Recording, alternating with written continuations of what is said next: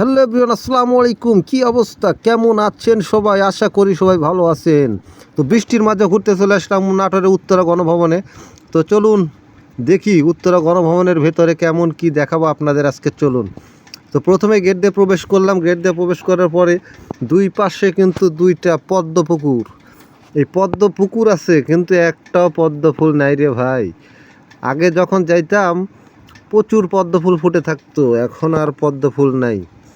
So কী করার, পদ্ম ফুল হয়তো এখন নাই, পরবর্তীতে আবারও হবে।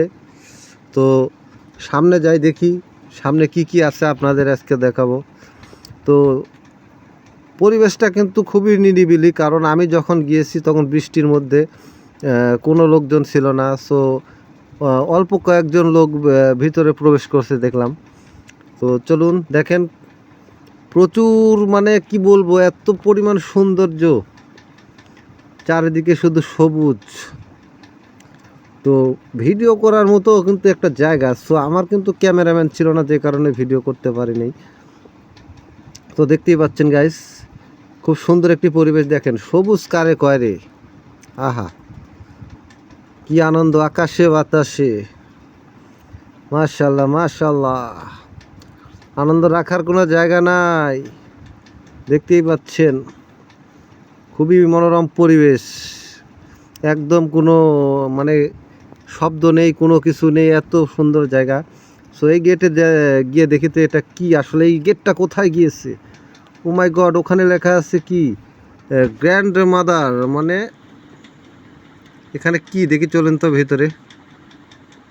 গ্র্যান্ড মাদার মানে সেখানে কি আছে দেখি আসি, চলেন। কই, ভিতরে তো কিছুই দেখতে পেলাম না।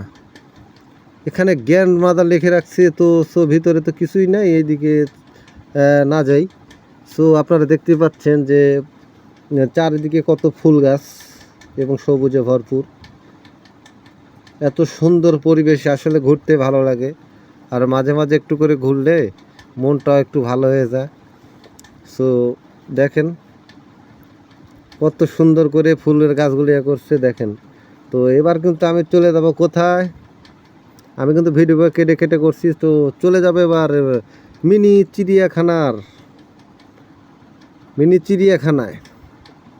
সো মিনি চিড়িয়াখানায় এবং নাটোরের মানে রানী যে পুকুরে গোসল করত সেই পুকুরে।